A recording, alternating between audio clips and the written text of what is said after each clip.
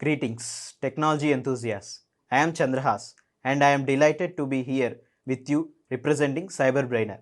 Do you not believe that the technology sector is advancing at an unprecedented rate, making this an opportune moment to acquire the skills that will facilitate your progress?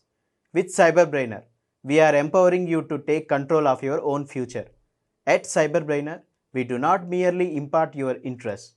We assert that information is power, yet it is the application of knowledge that distinguishes you. Our courses are meant to equip you with essential skills, whether you are pursuing data science, understanding artificial intelligence, or delving into cybersecurity. Let us commence the session and seize the future today. Thank you. Now let me go ahead and create a derived data set. I want to create a derived data set with the employee stock grants, which is this one. I'll say select.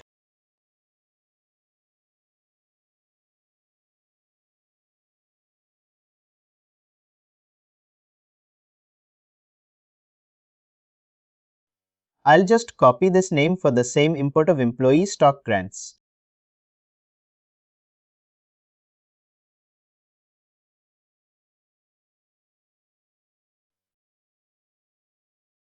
This is a derived data set.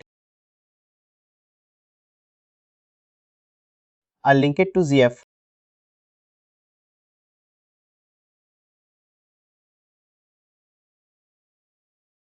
My derived data set is created and this is the data in my DDS. The reason I created this derived data set is to talk about a transformation, a stage transformation. If we look at this data, this is how the data is structured, right? It has, for example, for each employee EMP1, it has stocks granted R100 and then they would get vesting 1, which is, let's say they have 100 stocks that will be granted in 2023.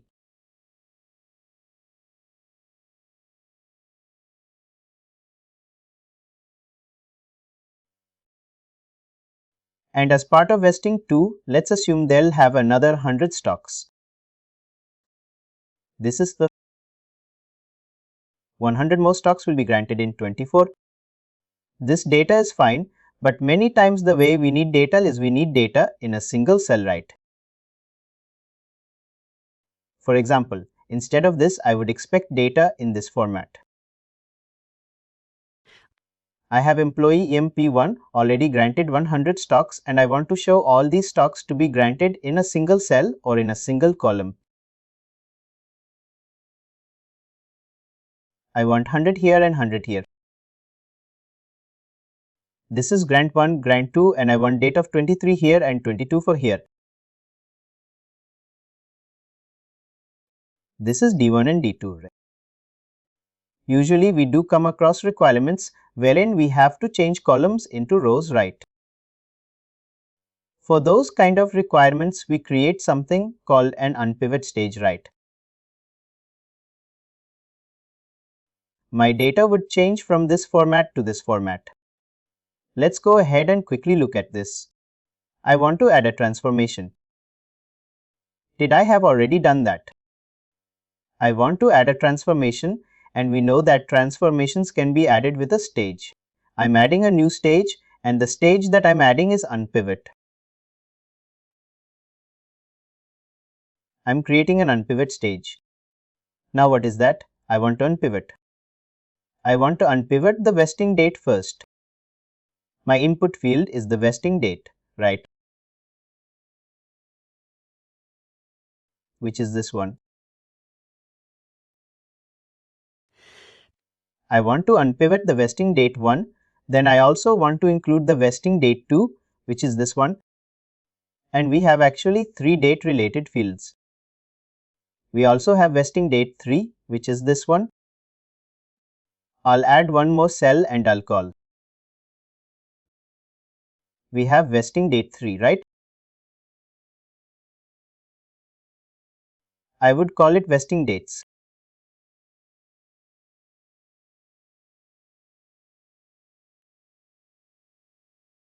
And my value is vesting date schedule.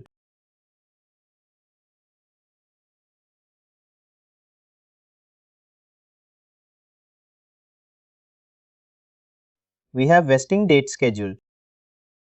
I'll add one more cell and I'll add one more cell and then we'll compare it.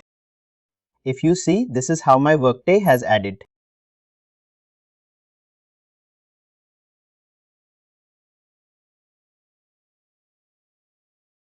Where is that?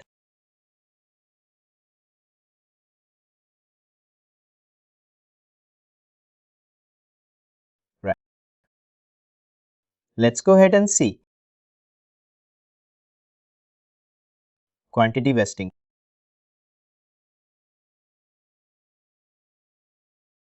If you see, what Workday has done is, it has created. What we have said is, for the purpose of this unpivot, we want to include these three input fields. Vesting date 1, vesting date 2 and vesting date 3, right? These are the three input fields that have to be unpivoted. And then I have created two fields for the purpose of displaying this data. The first one is vesting dates. I've said vesting dates would be my input fields. Basically everything that vesting date 1, vesting date 2 and vesting date 3, it comes here. And the corresponding date values, they show under this column. Makes sense. It says vesting date 1 for the first employee is 2023. Vesting date 2 for the first employee is 224. Vesting date 3 for the first employee is 2025. We have created instead of 3 cells, and we can add more cells as well. But in our case, because there were 3 columns, we just added 3. And we have said instead of this, in terms of output, you always get 2 cells, right? The first one shows the actual labels and the second one shows the actual values. Right. Based on what I select, my values would change.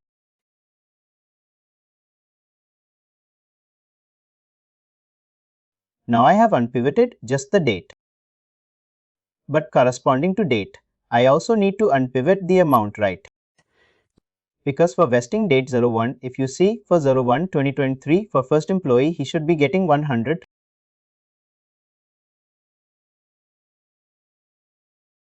I also want to vest these columns or unpivot these columns.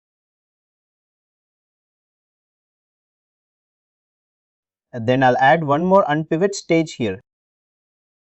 I'll click on this top plus at the top. This adds a new set.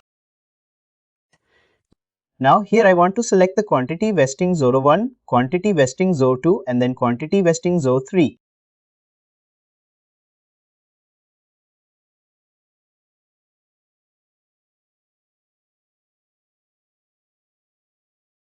There's a few Mac and I'll mention this.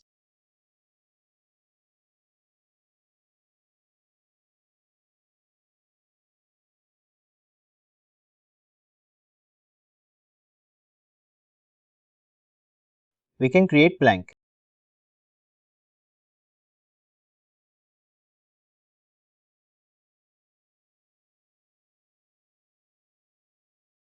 We make the required schedule and when I do a preview. Now if you see, even this has vested.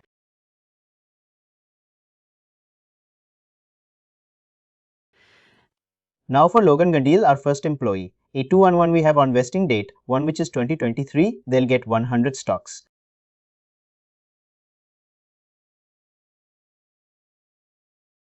Vesting date 2 which is 2024 will get a quantity of 100 stocks. For second employee on date 1 200 and on and forth. This is our source input.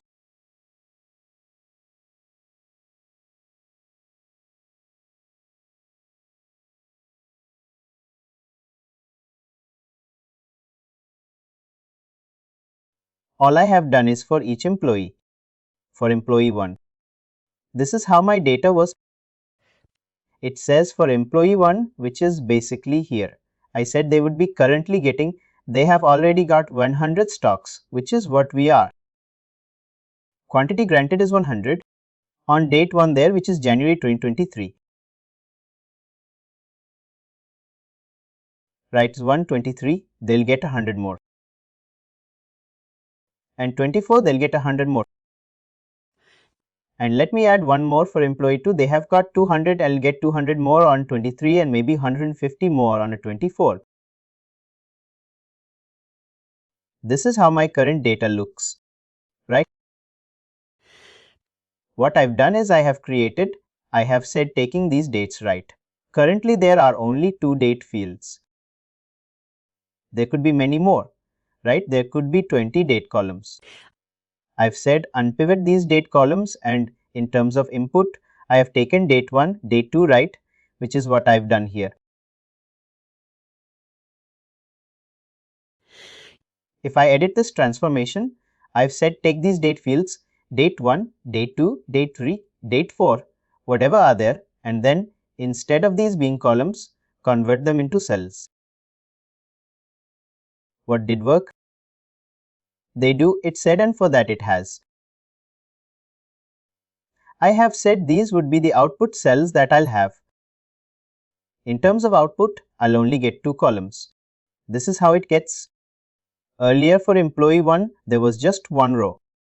Right now, I have said for employee 1 the quantity granted is 100. On vesting date 1, which is 2023, right, 1 which is 2023, they'll get a grant of 100.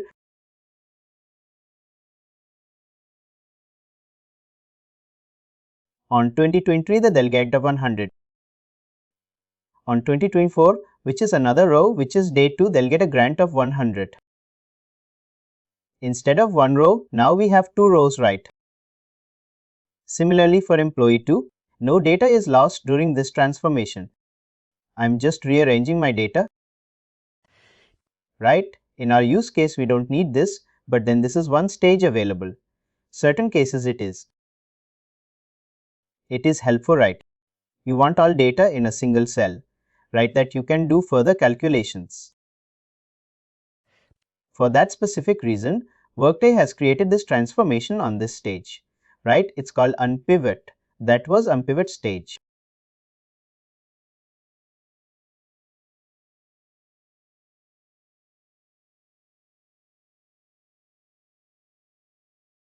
What is an unpivot stage? Let me add here. We are continuing with our stages, and the stage we are talking about is unpivot.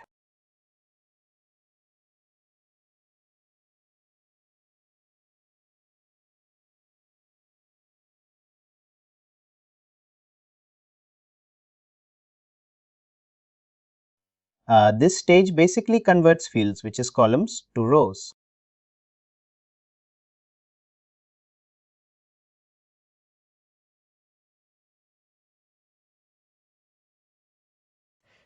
We basically add an unpivot stage to consolidate data from 2 or more similar fields into a pair of new fields.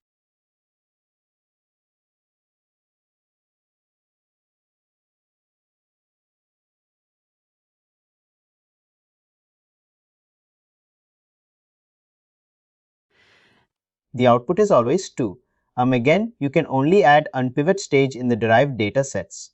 Unpivot stage cannot be added in the base data sets.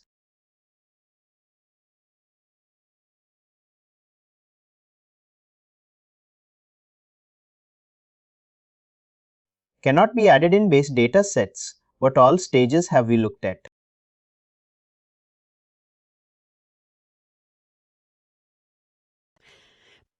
We have looked at import, we have looked at parts, we have looked at manage fields, we have looked at union as well. We have also looked at join stage, right? We created a join. We just have a couple more stages.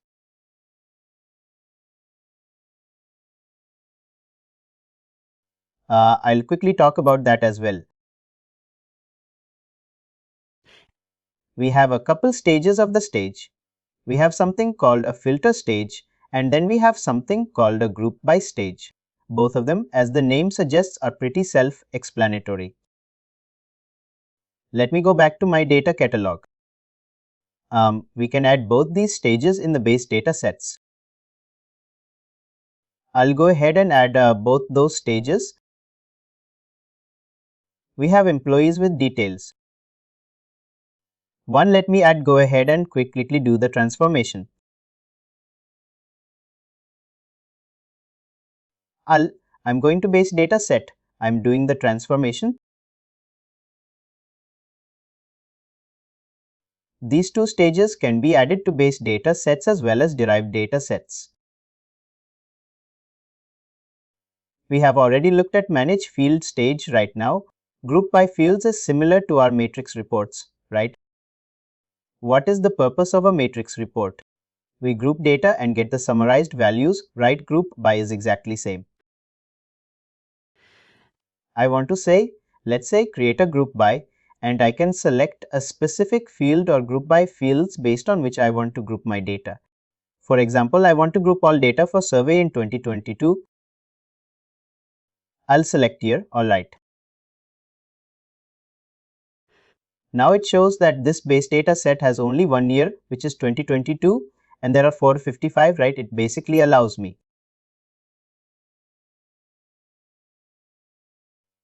I want to group it based on this question. Would you recommend? And it has, if you see, 7 distinct values. Right? Is basically grouping data based on distinct values in that particular cell that I have selected, and this is exactly similar to how we create summarizations in a matrix report. Right?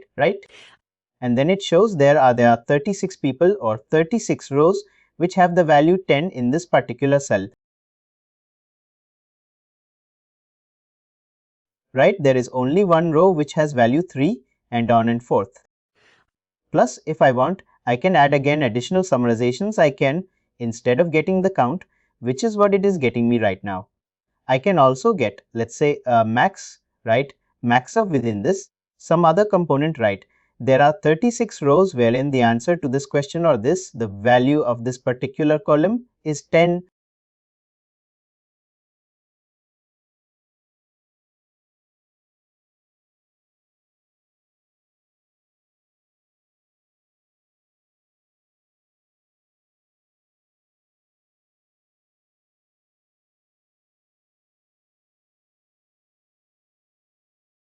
Out of that, the maximum for this component is 10, right? Makes sense.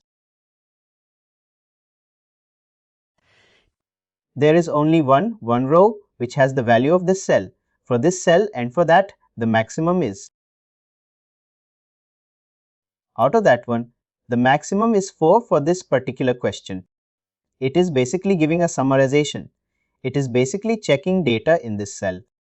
Let me open this data set and let's see where do we have 3 in.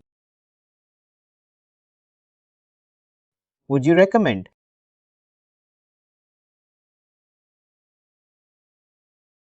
Looks like there's just one cell. Let me sort it in ascending order. Looks like there's just one, if you see.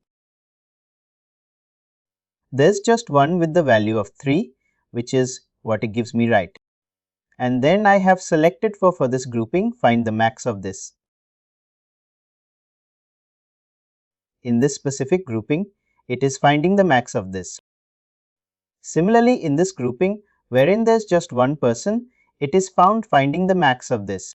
What is max of? Do you want to find your work on Cs? Do you find your work on tests meaningful? Let's see what is right.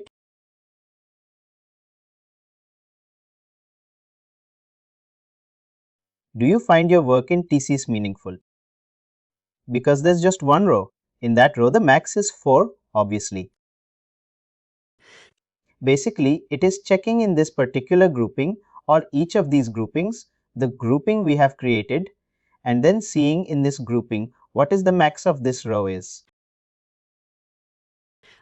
Here, basically it will check these 36 rows, right, wherein the cell value is 10, and see out of those 36 rows, what is the max value of this particular column. Makes sense. Similarly, here it is checking these 100 of rows, this grouping, wherein the value of this cell is 5, and then in those 100 rows, it is checking what is the max value of this particular cell here. Because there's just one row, right? The value of 1 is only that one row would become max right as well as min right. Here, it's just getting us 4. It's exactly similar to how we create matrix reports, right? matrix report. Just show you the grouping based on what data is available, right? If I do average, then it will do that calculation. But for max and minimum, it just checks what is the max in that grouping and then gets you data, what is the mean in that grouping, and gets you that data. When I say average, that's when it calculates the average. Right here again, average is 4 because there's just one worker or one row. All obviously average will be the same. That is grouped by fields.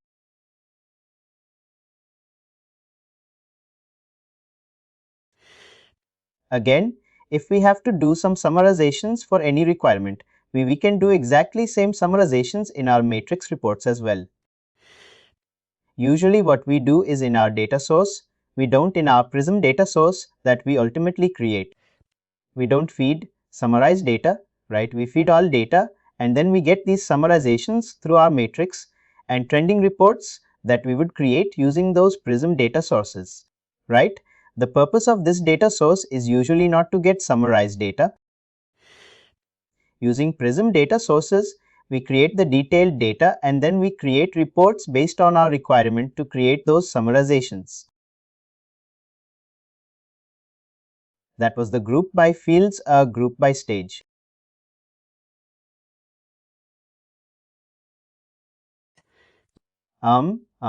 It basically enables you to summarize, aggregate multiple values in a data set by specified grouping.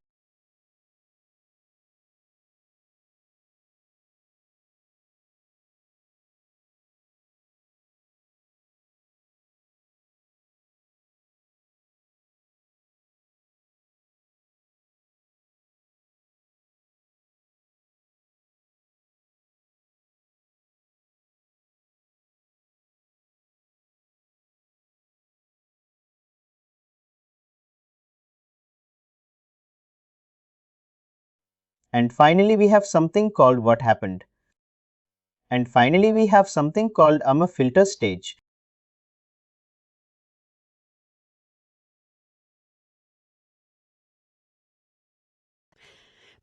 Again, a filter stage, as the name suggests, is used for the purpose of filtering, right? Let me add a filter stage in this, because here we have more data and it makes sense. I'll delete this join stage because before doing this join, I want to do another join.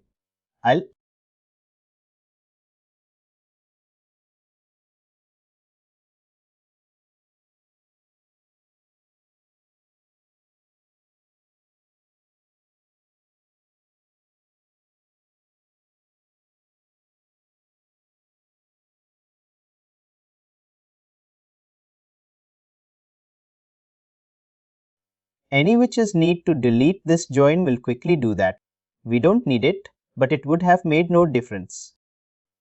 Even after join, I could have done a filter stage, right? Not that it would have mattered. Filter, as the name suggests, it allows us to do a filtering, right? There are two options, if all, which is basically an and condition. If any, which is basically an or condition. Basically, I want all employees who are, let's say, in this supervisory org, who are also individual contributors. Alright, then I can add a filter. Now I can say I want all employees in management level equal to, not equal to this and blah, and let's say managers.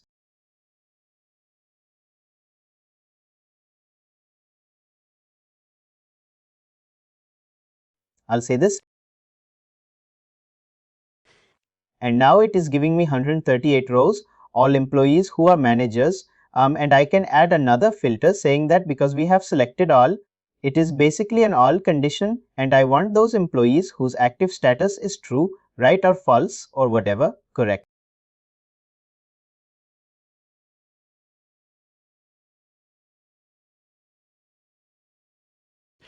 Now it is giving me only 136 6 rows instead of 138, wherein it gives me all employees who are true. Right, I can come in here.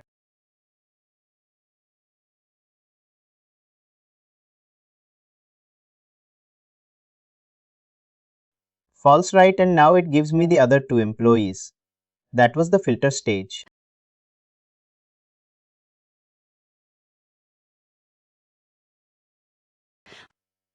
Again, We don't need it. I'll go ahead and cancel it now. We have looked at all the stages. We also have all the data right.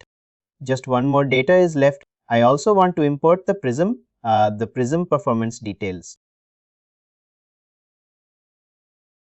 You remember we created two reports. One was we have already imported the employee details.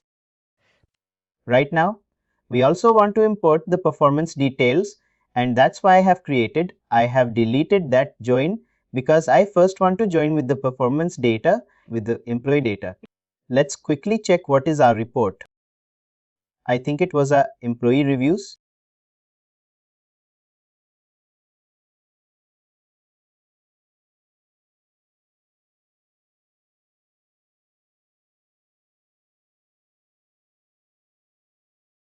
This is our report, and I'll quickly create one more table.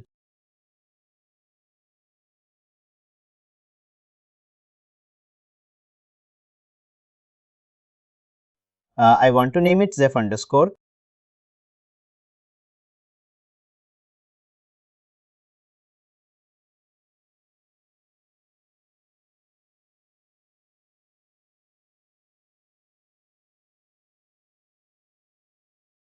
Training underscore table. My source is Workday. I'm selecting source and I'm calling it employee performance details.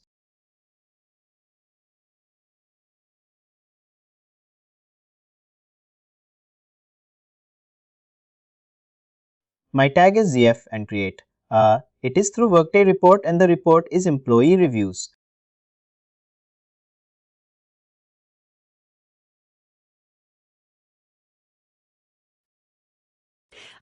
I'll say next to it creates those 4 cells based on whatever is there in that, and say after that I want to load data. I think it would be already loaded. Let's open this.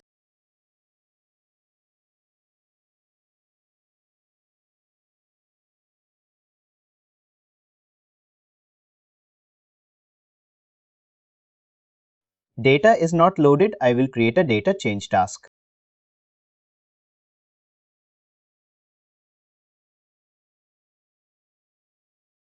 I think once again we have to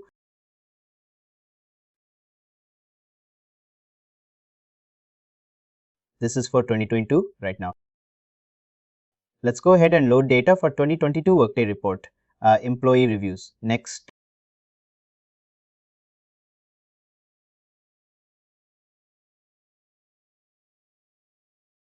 Next, it does the mapping for us, and I'll say next. I'll say save and run. Let's have a look at our table and see if our data is loaded.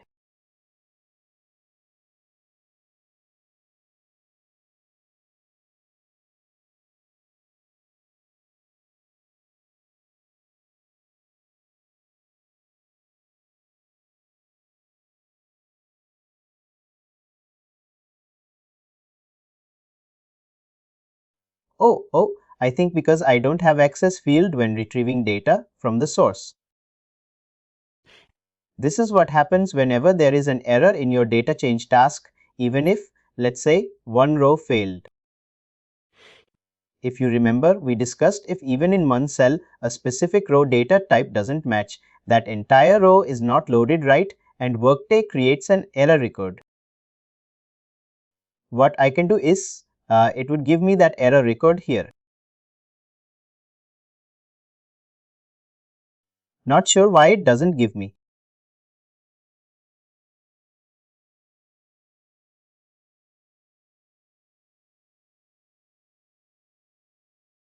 Because none of the rows loaded. That's why it is not giving me. Is it because of the same issue? I think the issue is because I don't have the access. The access, hopefully. Oh, but it is already shared with all authorized users. Field when written.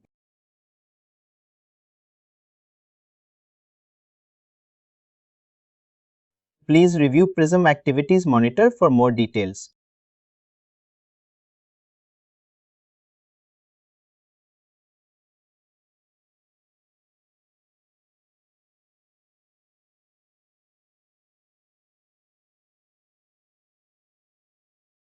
There should be one row. I think for 2022 there's one. Oh, there are many in fact.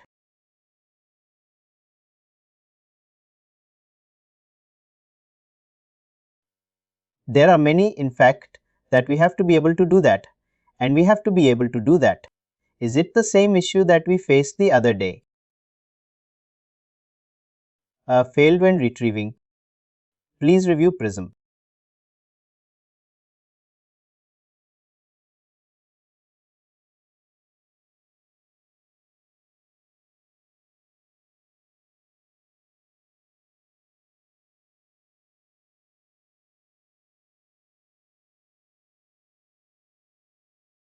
Employee reviews. Fail processing, complete fail to execute.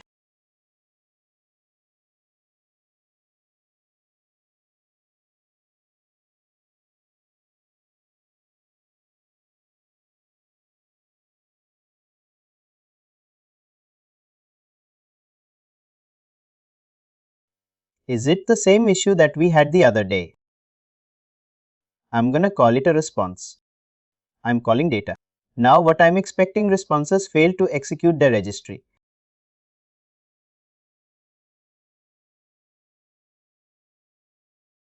Let me create a base data set.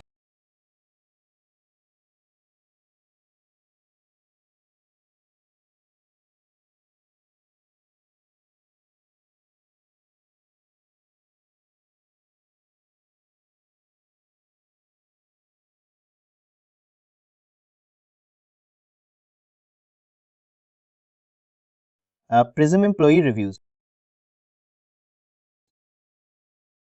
Here I want to run it. From 1st of Jan 22 till December 31st, 22.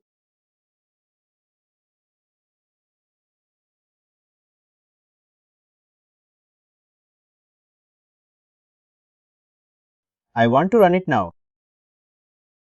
I want to replace it in append mode. This is a base data set and done.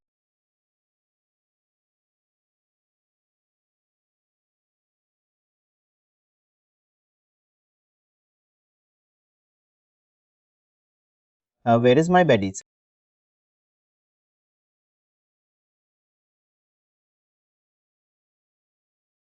Because I have this tag.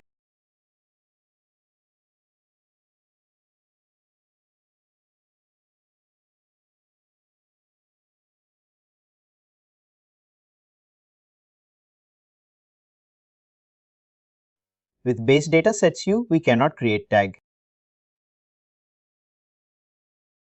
Oh, now it's loaded, which is strange if you see. I don't know what is the problem. At this point in time, let me talk about a couple of other simple things.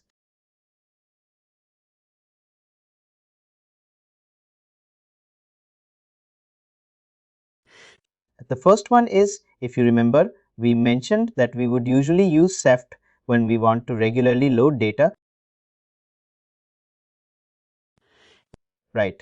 For example, on a monthly basis, you want to load employee details or their timesheets, right? And we usually use the file transfer when data is very infrequent. There's no defined frequency and on and forth. What we can do is, if we know, let's say on a monthly basis or on a daily basis or weekly basis, I want to load the report into my base data set right in, let's say in append mode. Then instead of having to do it manually, and we can still do it manually if there is just one base data set, right? But usually in projects it is not humanly possible. There could be 10 or 15 or more base data sets. What we do is we go ahead and create a schedule. I can come in here and I can go to dataset and I can go ahead and edit the integration details. When I initially created this base data set, I created an integration, but then I said only run it once, right? Now I want to edit that integration details and say, instead of only running it now once, I want to run it on a daily basis or a weekly basis. I can go ahead and create a schedule, right? And then I can define the recurrence with which this integration has to run.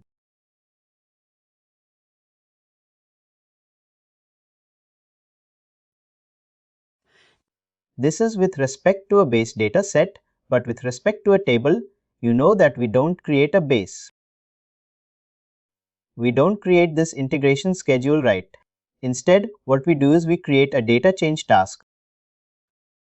How do we create a schedule for a data change task?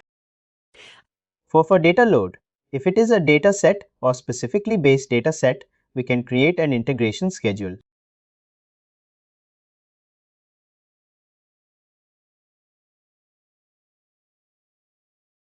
Right. And how do we do that? From the related actions of beats.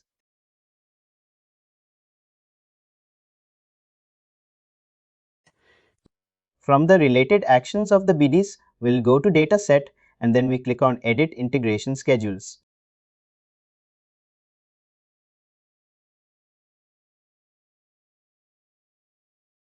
Edit integration schedule. But for a table, we know that we don't create an integration schedule at all. Right? We do that with the help of a data change task. What we'll do is we'll go to the data change task.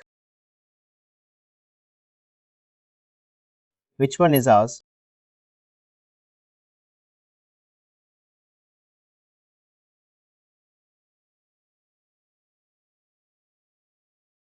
These are ours, right?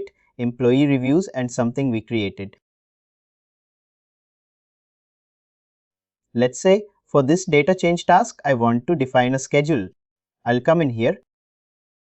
I'll click on the data change task and you can edit.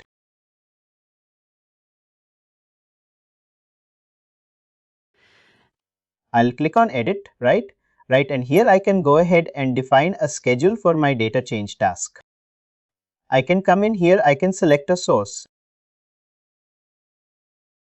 I'm saying this is employee reviews. I'm not sure what is that. I'll define the operation. I'll specify the target table. In my case it is, let's say this one. I'll select the target table which I have already created. Let's say I'm saying this. Next I'll say confirm and then I'll do the mapping. And once I do the mapping and next it will go ahead and create that data change schedule for me. It will say with what frequency and on. Currently it's not giving me that because my eye just randomly selected some right. It's not giving me that mapping right. In the case of data change table, we go to the data change task that we initially created when we created the table, right? We double click or we click on the related actions.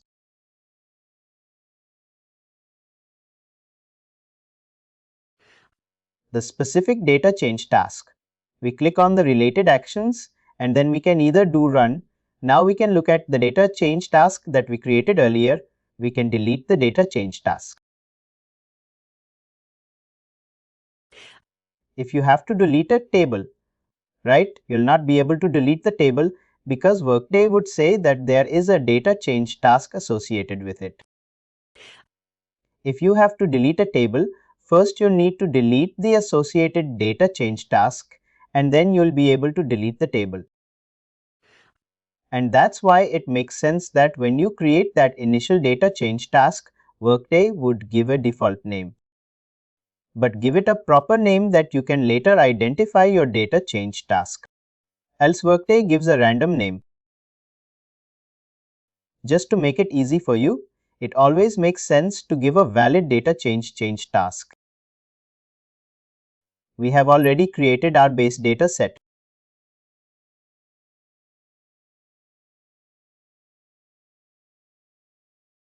It has loaded our data for 2022.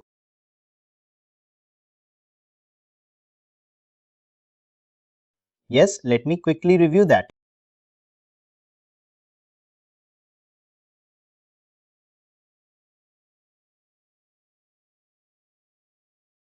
Now I want to load data for 2021. I'm just checking one thing. If you remember, I said that at the maximum you can see 20k rows and I was not able to find that. That's because Workday has now changed the layout. If you click on this default example, it will show you. Here you can configure. You don't want to see any example rows, or you want to only see the default example rows. It returns you first 20k rows. Actually, now what Workday has done is it has added another configuration. It was supposed to go live in September. At least that's what Workday documentation shows. I don't know why it's not showing in our tenant, but what you can do is there's a third option as well, wherein you can also configure which rows you want to see. It's like a filter. You can add a filter. For example, you want to see specific data for if there are more than 20,000 rows. Obviously, Workday doesn't show everything and it shows the first 20. If you want to see some specific data, you can. You can add that filter and Workday would show you that example data, those specific rows. That's the latest enhancement that Workday has delivered. But you can access all of that using here, and then it's exactly similar to how you add a filter stage. That's exactly similar. Alright, I want to come here and I also want to load data for 2021 and 2020.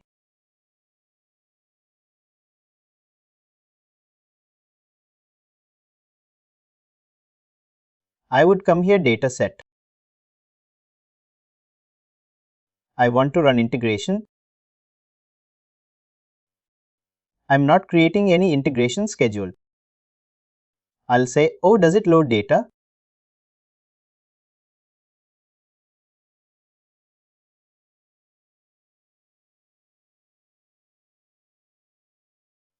For I think it has loaded the data twice if I'm not wrong.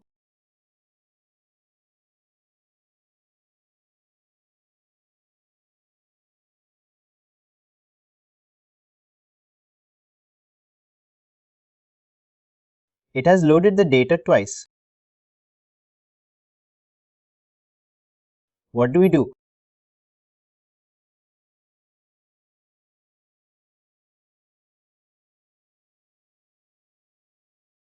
What do we do?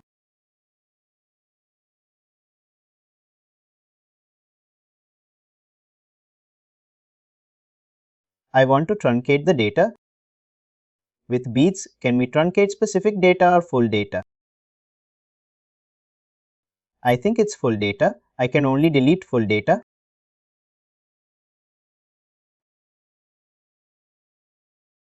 Now when I go in here, let's see if my is it not working.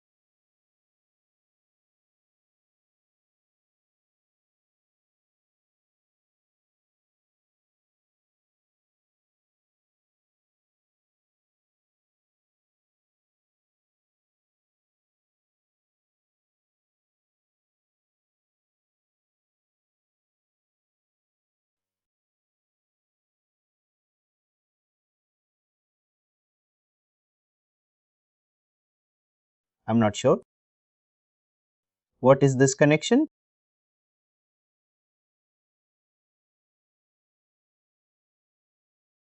Exception unable to verify credentials for system account.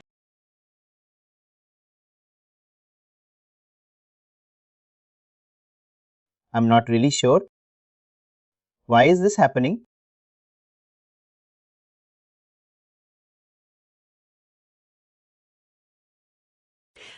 Just to be, I think it would be much easier if I create a new base data set and load all data together right from 2000 instead of having to go through this.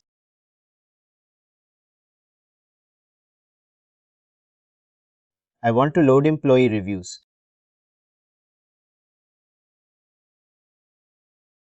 I want to load this data from 2022 December 21st.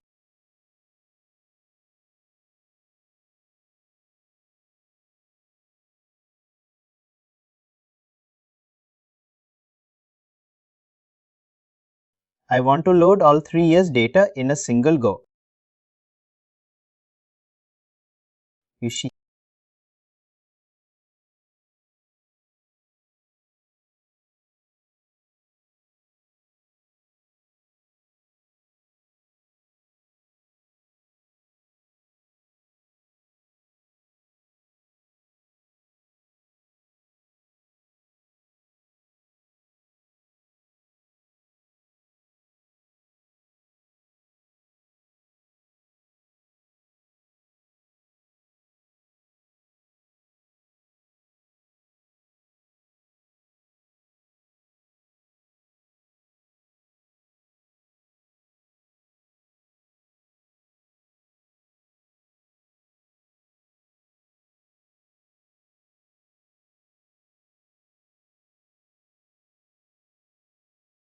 let's see if our data is already loaded.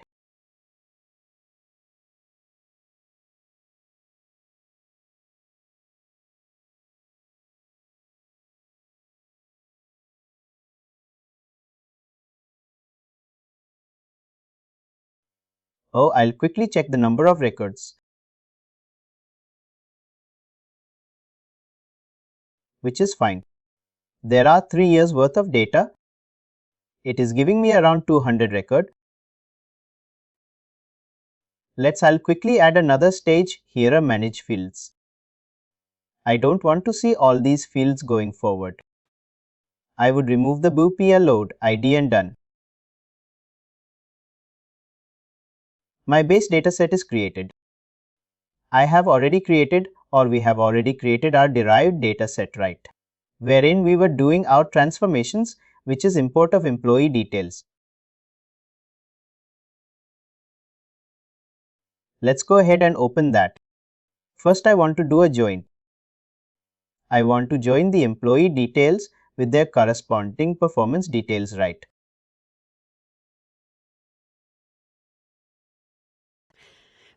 But for doing that, we know that we have to do one more task, which is we. How would we join our data based on employee ID plus the year, right?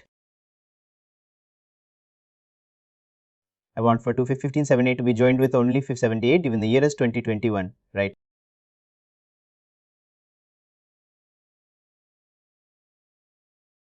Or given the year is 2022, that's how I want the join to happen. But for doing that, I need to first truncate and get the year out of it, right? I would add one more field. I'm calling it year.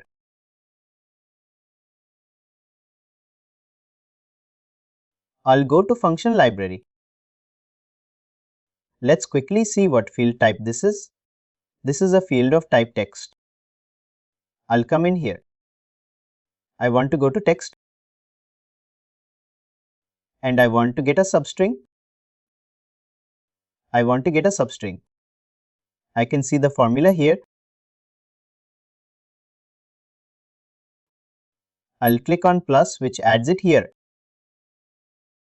If I add a square bracket, now it allows me to select the fields. I want to get a substring of effective date. And I want to get it from 0 with character till character number 4.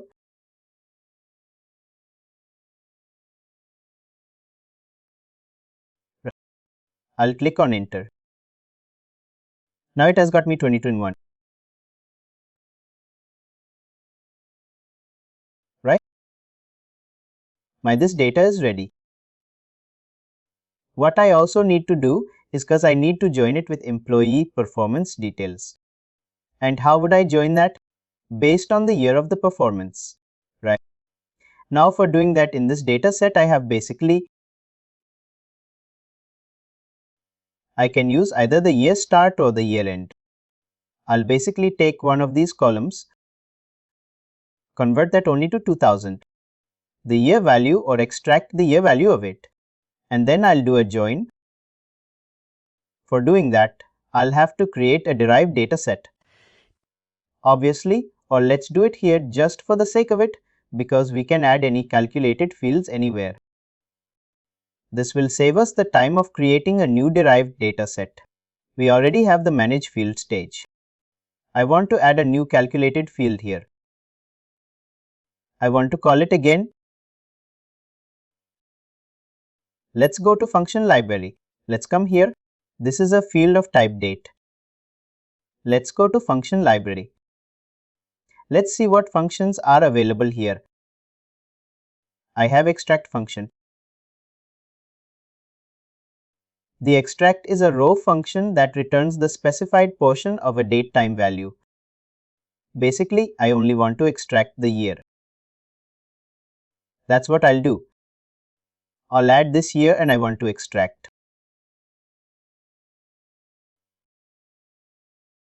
That's what I'm selecting.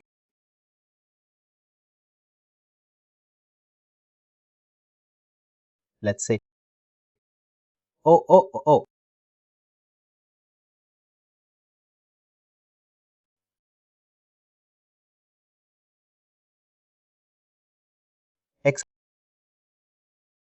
I want to extract year from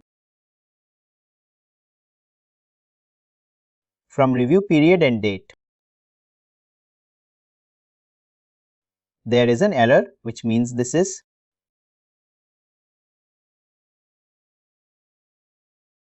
If there is an error, it will show you that calculation error. Right. The reason it gave me error is because this is what I had done.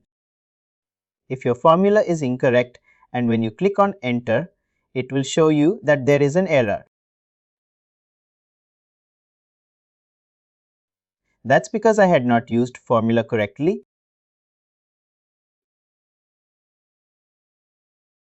It's pretty straightforward, pretty simple. We'll look at some of the other functions as well, but they're all very self-explanatory. Now I have extracted year.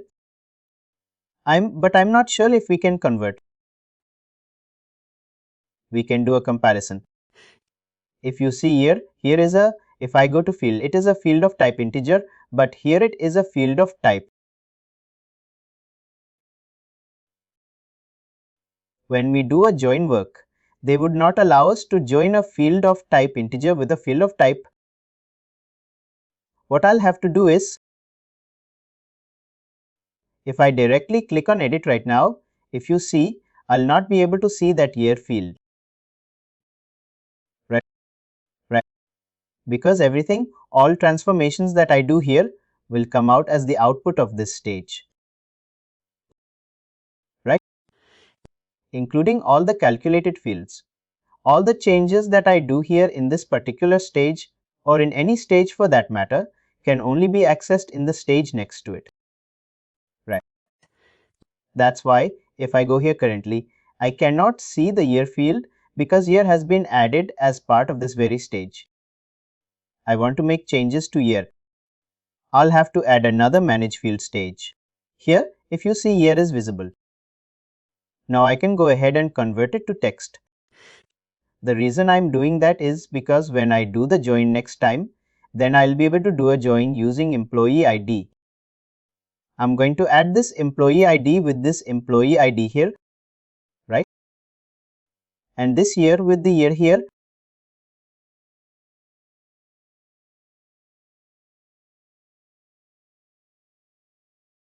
Basically what I want is I have two data in my DDSER1. I have employee details, right? Employee, their first name, their date of birth, their gender, and on and forth. Plus, I have the year as well, which is basically what I've extracted. Right? In the second one, I have again employee ID. Right? I have their performance. Right? The performance rating. Right? Which is outstanding, whatever. I have a performance. I had their start date of that performance review and the end date. Right. Basically, what I want is I want to get a combined data where then I'm joining all data in here with all data in here. But for doing that, what I wanted is I want employee 1. If you see here, for each employee, there are multiple rows. Right. Employee 1 data as of 2021, employee 1 data as of 2022, and on and forth. If employee 1 has 3 records, because I have extracted data for 2020, I want data to be joined for that specific year. I want this row to be joined with this row, which is for 2020. For that, I'll do a join using this with this and this with this. Makes sense? That's why I've done the whole conversion. Now, one thing to remember, in a base data set, we can simply go ahead and convert a numeric value to a text value using the Manage Field stage. Right. That's what we are doing. This was a numeric value and I've converted it into a text value, right? But in once. I could have done the same thing in my derived data sets as well later on. When you do it in a derived data set, there is a function called cast function. Cast function allows you to cast a numeric value to a text value and on and forth. Let me quickly show that. If I go to functions library,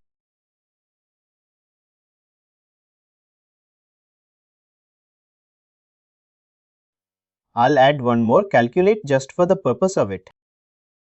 If I go to functions library, there's something called cast function. And if I come here, if you see, cast is an expression that converts a value to a different type. I can, for example, take a numeric value, convert it into a long and on and forth. But if you see, I can do the same thing here directly, correct?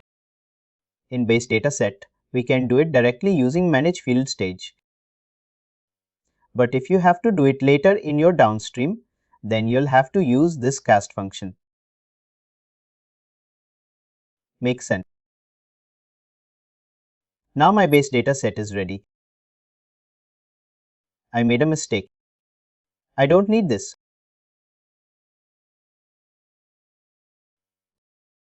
One more thing. Good that it happened. And if you see, I had created this stage right. And later on. In this stage, I added the year. Later on, I added a new stage right, wherein I simply converted it from numeric to text or whatever. I did some other transformation. Now I go back and add one more calculated field here or make some changes in the upstream, which is what I've done. Right. I've simply added one more cal field. When I do that, Workday would give me a warning saying that some changes have happened in the downstream. In the upstream. Right. Right. It is giving me a warning. It doesn't directly go ahead and include this calculated field in here. It gives me a warnings. And when I come here, if you see, this field is currently hidden. Workday automatically doesn't include if you have added any new fields in your table or in your base data set. The same thing happens in your derived data set as well. Workday shows you a warning, hides that field by default. Now, if you want, you can go ahead and make it visible.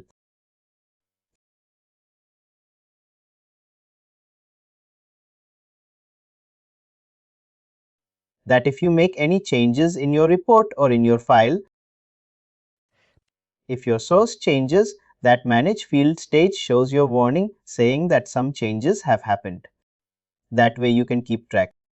You don't have to manually remember, right? Especially with respect to large data sets. Now I know this was not required. I'll come in here and I'll go ahead and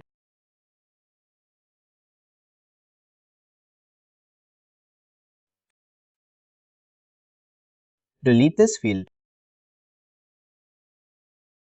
And now my warning disappears. Now my base data set is ready. I would come to my DDS import of employee detail, wherein I have my primary pipeline, wherein I've just loaded employee details. I've added a manage field stage, wherein I have basically hidden all unnecessary. Plus, I have also added a new calculated field to get a substring of the year. Now I'm ready to do a join. I'm doing a join. I am selecting. Whenever you delete a join stage, right? We just deleted our join, right? Workday doesn't delete the pipeline. That pipeline is still available. If you want, you'll have to specifically delete. But I'm not going to delete it because I know I'm going to use this pipeline later on, right? If you want, if you see it is showing up a warning saying that one pipeline is disconnected. And the reason is we deleted that join. I can go in here and I can delete this pipeline if I want to, right? But that is not what I want. I'll go back. I'll add a new join. We don't need this pipeline for now. I'll not select this one. I'll add another pipeline, and the pipeline that I'm adding is basically employee performance details. New, this one. I'll add another one. And I'm saying select. And this is where I would need the data. I want to join employee ID with employee ID here. Plus, I want to join year with year here. Right? And that's why I did that transformation. I'll select everything in here. In my primary pipeline, in my secondary pipeline, I don't need employee ID. I'll remove employee ID. I don't need the year as well because I already have it from my primary pipeline. I can do a preview now. And now everything is added. Right. This employee doesn't have any rating for 2022. Now I have the number of rows doesn't change. It will affect, it will be followed. If I just do a join with employee ID, the number of rows will change. Right. Because I'm doing a proper matching for each person, there is 3 years.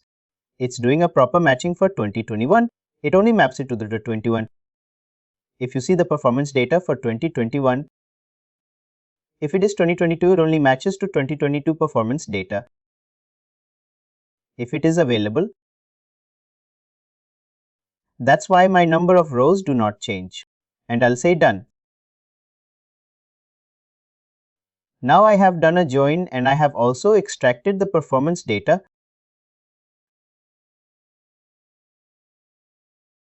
Now I'll go ahead and do a new join, wherein I'll also extract the survey results. Alright, I'll do a new join this time. You can do any number of joins if you want. Now I'll select the pipeline that we already have selected earlier. And this time I'll again do with employee ID. I'll also do it with year.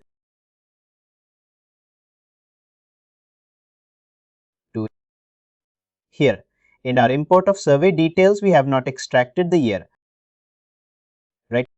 Well, come in here. Import of employee. Where is that perceptors? Import of employee survey details.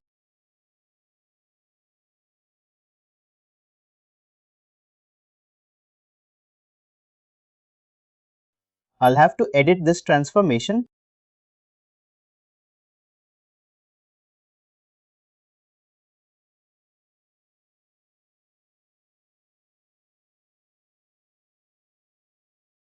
The reason it's not available. If you see when I'm trying to do a join, the reason it is not available even though we have the year here is because here is yes. Here is a text here. It is numeric. Right. Let's see if I can change the field type. It's available to me. That's perfectly fine. I'll say preview. I'll say done.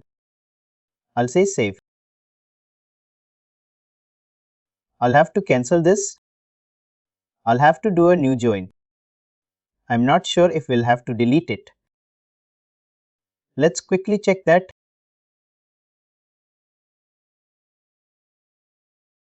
Why is it giving me?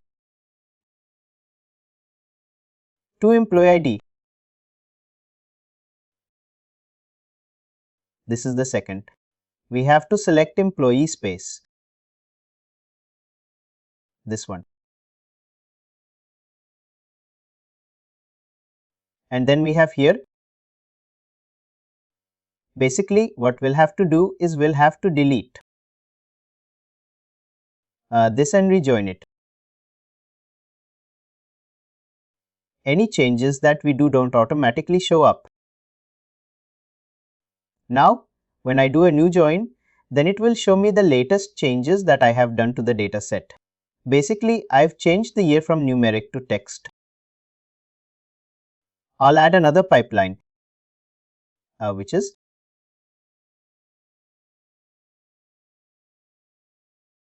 let me copy this and I'll search for it. This one. I want to join this employee ID with this.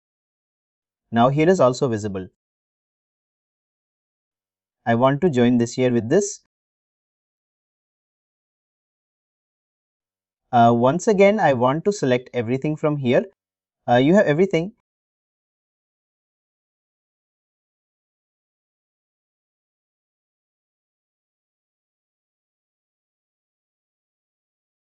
And from my secondary pipeline, I do not want to select employee ID.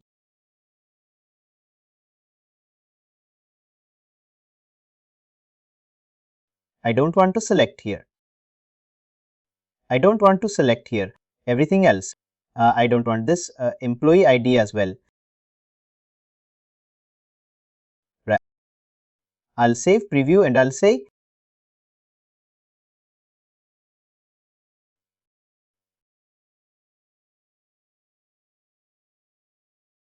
and I'll go ahead and save my dataset. Let's go ahead and look at the lineage and see what all we have done till now. I'll come in here. Let's look at the lineage.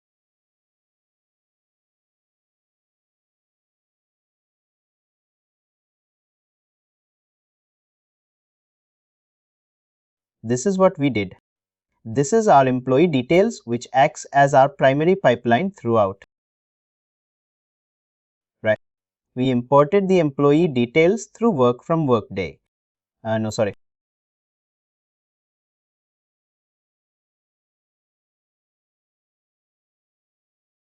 Employee. This is our employee details, right? The one in the middle. This is our employee details, which is acting as our primary pipeline. We imported this data from Workday. And then we created a derived data set using this imported data as our primary pipeline. Right. For our derived data set. Right. Then what we did is we also imported the survey details.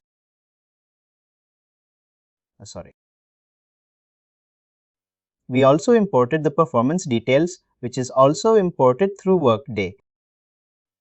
And then we did a join with the employee details. Right. The third set of data that we loaded is the employee survey. Now for employee survey, we loaded this data through table as well as through base data set. In table we have a 2020 and 21, and in base data set we have at 2022. Here we created a derived data set, and what stage did we use here? No, we did a union right. Join right.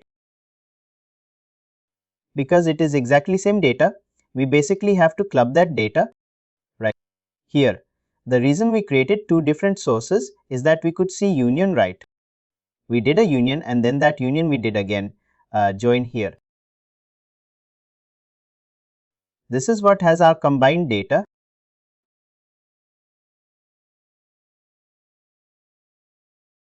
This is our finalized data set. Now we'll go ahead and apply security. But before doing that, let's quickly look at a few other things.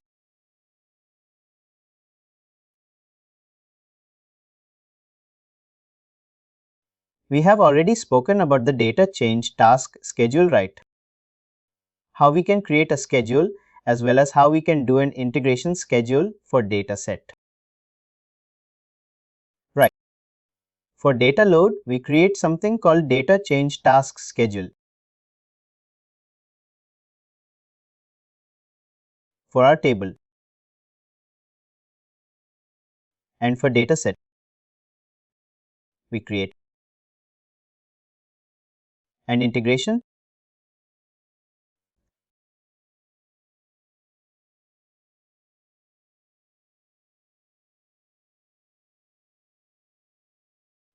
let's quickly talk about the table and data set field types, though we already know about it. We have, we create, we create, we create, we create, we create table and data set field types. What is the purpose of a field type or data type?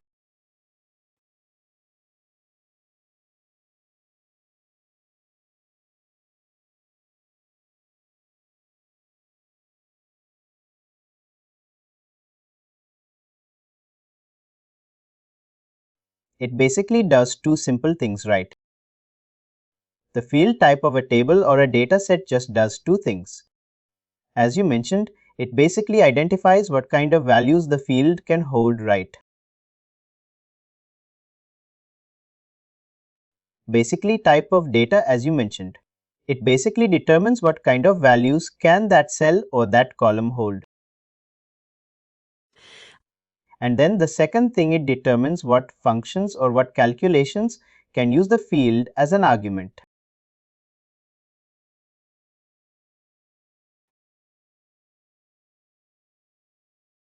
Right? What kind of Prism calculated fields can we create using that field as an argument, which is basically the exact same thing as a custom report, right? We can only do some calculations or some calculated fields using some field types. A field type basically does two things. It determines what data can your field hold and what arguments can that field be used in.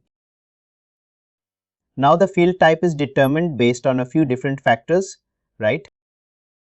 If we are creating a table, what are the different ways for creating a table? I can create a table manually, right? When table is created manually, how is the field type determined?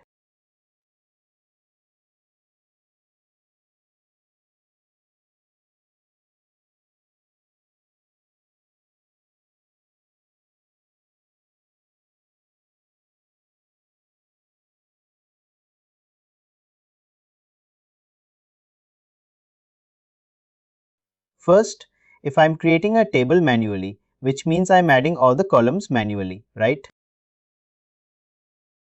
When I do that, I would be specifying what field type a specific column is. When I create a table manually, when I say manually, I'm not using a Workday report, I'm not using a file. I'm saying create table.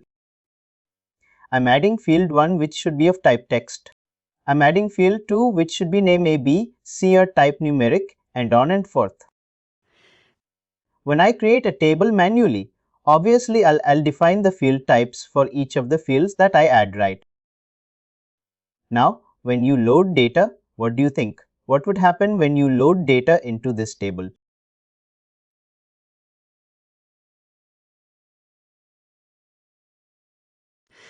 Let's say into this table using a delimited file, SFTP file or file on your system.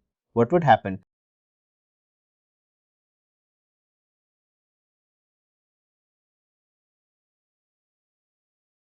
In terms of data upload, that's perfectly fine. It creates a primary pipeline. Next, in either of these cases, when uploading data, does it check anything? Let's say I've created a table with 10 cells or 10 columns or maybe 5 columns. And now I'm uploading data through a file which has some 100 rows or 1000 rows. What would happen? What would Workday check before uploading the data?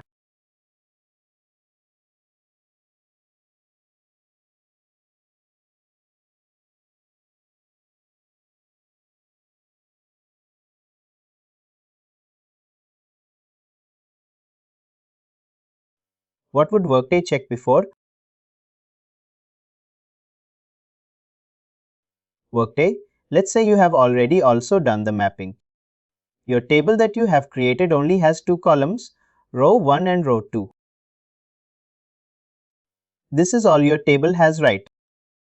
Now you're loading data from a file which has column 1 and column 2. Right. Now you're loading the data through a file which has some 10,000 records, right? Just two columns of data. Now it first loads column 1 or it first tries loading row 1, right? It checks, is the column 1 of row 1 validated against the field type here?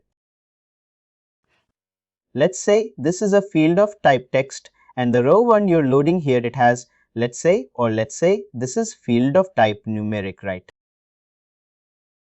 Or an integer. And the row 1 that you're loading has the first cell, some A, B, C. It validates the data in each row and each cell against the schema of the table. Right. It validates the data against the defined schema. Right. Right. Right. What happens if the validation fails? Here, it is checking that the data to be loaded in this column is numeric, but the row that you're loading it has some alphabetic character. What would happen? It's a complete null, Julie. If you remember when we discussed tables, we said even if one cell fails, even if there are 100 columns in here, right? Right. If you remember, this is how a table and a data set differs.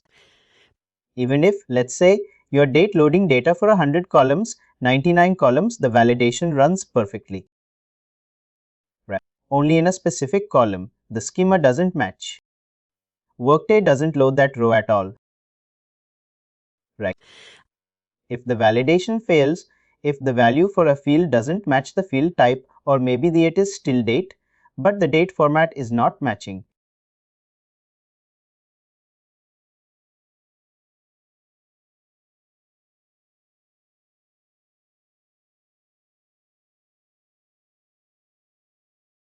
Right. If you remember, with respect to date, we also have to define the date format, or maybe other field parameters are not matching. If the value for a field it doesn't match the field type or other field parameters, for example date format, then what does Workday do? Then Workday, it basically marks the entire row as invalid.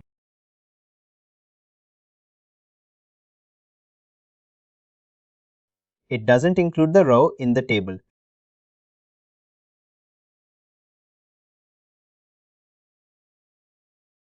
What does Workday do? We saw that error when we were trying to load, right? Workday creates similar error file. This is exactly similar to how an error file is created in an EIB. Right? It says this particular, there are 10 rows that have failed. And when you download that error file, it will show you those comments. Why those 4 failed? Workday basically marks the entire row as invalid and doesn't include that row in the table. Workday instead sends the row to an error file that can be downloaded.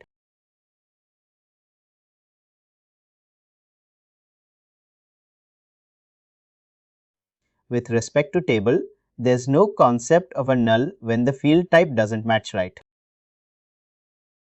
The entire row gets discarded. Now what happens? Let's say, when you're creating a table or a base data set directly through an external file, where then you have not defined the schema beforehand, right? If you remember, when we create a table, we have the option of selecting a file directly. And based on the columns in the file, and similar is the case for base data set as well, right? Based on the column in the file Workday, Workday then creates the table and the base data set. How do you think Workday determines the field type when we are loading data through or when we are creating these objects through an external data directly? when you create a data set or basically table using an external data. Right. And this is what I mean. If it is confusing you, I come here. For example, I want to create a base data set directly from a file, right? Right. Or I want to create a table directly from a file upload.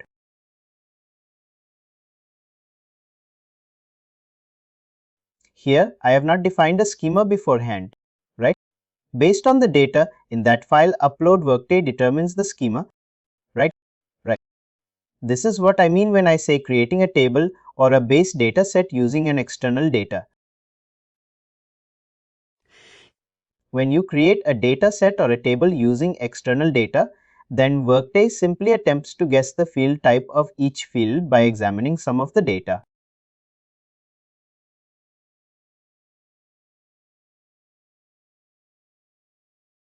If your data, let's say, have 1,000,000 records, right?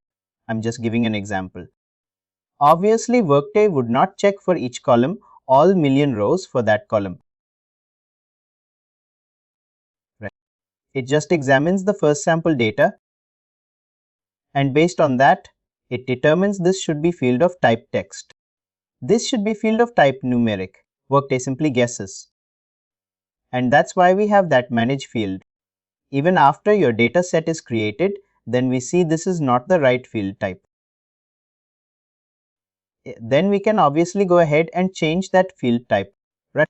However, you can change the field type if Workday assigned the wrong field type.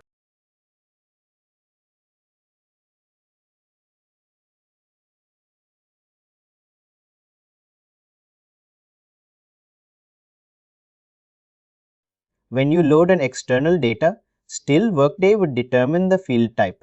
But then obviously you can always go ahead and change it. Now what happens when you create a table or a data set using a custom report? It's the same thing again. I think the schema will be coming from the custom report. But the problem is Workday doesn't support all field types that are supported using a custom report. For example, rich. Next, we can in a custom report, we can show notes and comments right. But that is something which Workday doesn't support. What happens is all those field types that Workday supports, Workday or Prism supports, Workday maps the Workday field types to Prism field types, or basically your data field types.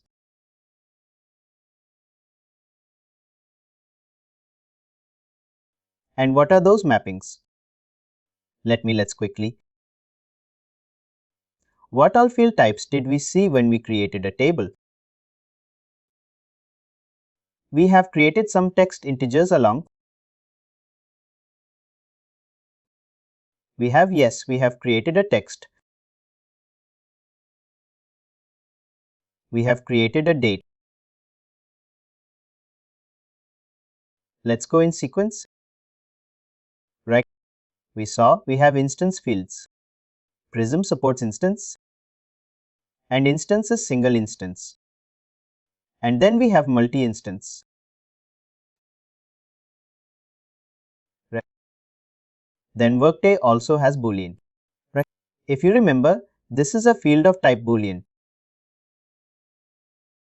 Prism also supports field of type Boolean. Then Prism. It also supports fields of type currency. These are all field types that Prism supports, right? Not in terms of your Workday report, right? Then we have a numeric.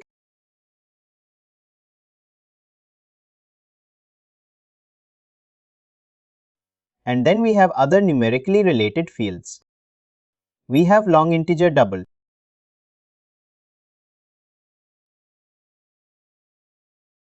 Have I covered everything?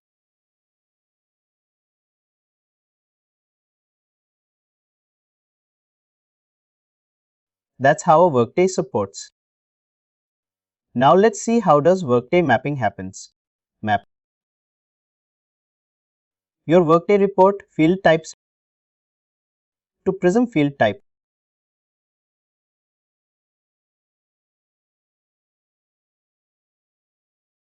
Let's say the field type of your Workday report is text. Which field type would it be mapped to in Prism? It will be text. Let's say the field type in report is rich text, which is basically a comments. Which field type would it be mapped to in Prism? Probably text. Because Workday Prism doesn't support that field type prisms and doesn't map it to anything. It is basically not supported, anything which is not. What happens if you're loading data through a Workday report and it has rich text or any field type that Prism doesn't support? It's Workday would. Prism will simply exclude that particular column. Similarly, date gets mapped to date.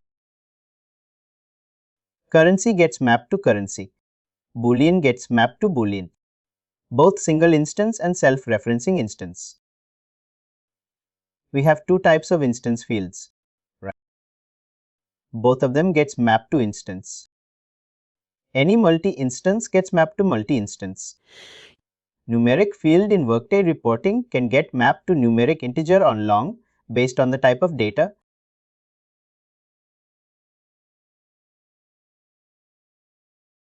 Date time zone. If any Workday only supports date. This is important. When I say Workday, I mean Prism.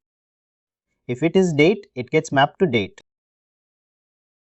However, if it is date plus time zone, or only time, it is not supported.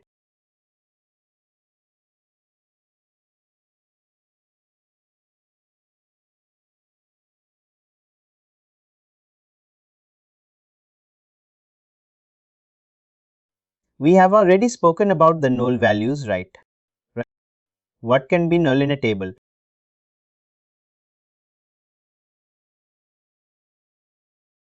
Basically, let's look at a data set.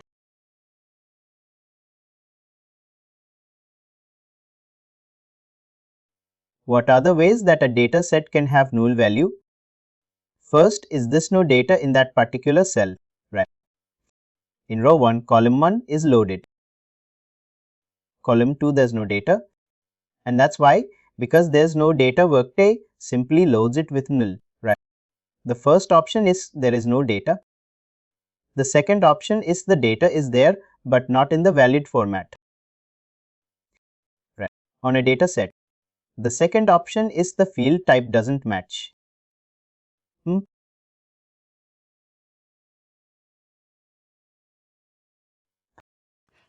And third, you have created some Prism calculation and the output of that Prism calculation is basically blank. Right.